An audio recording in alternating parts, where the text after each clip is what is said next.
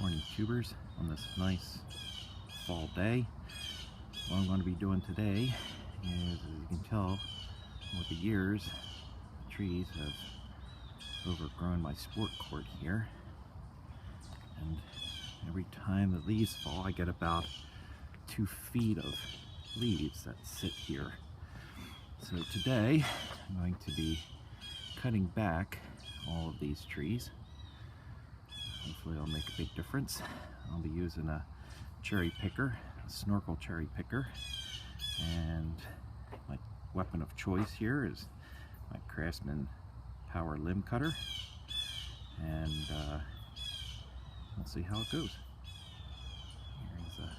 I'm hoping to get all the way up to the top of that canopy.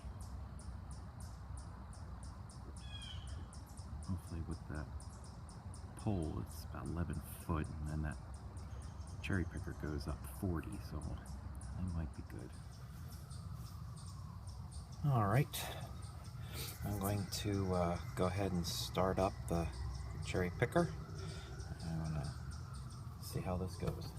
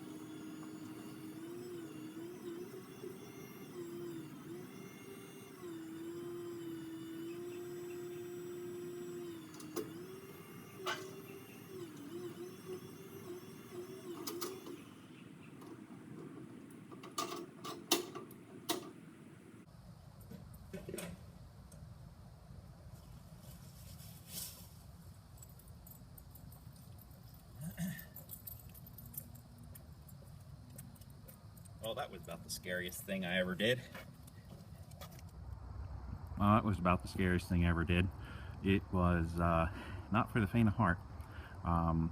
This fell over here, but that pole was already broken, so I'm not too concerned about that.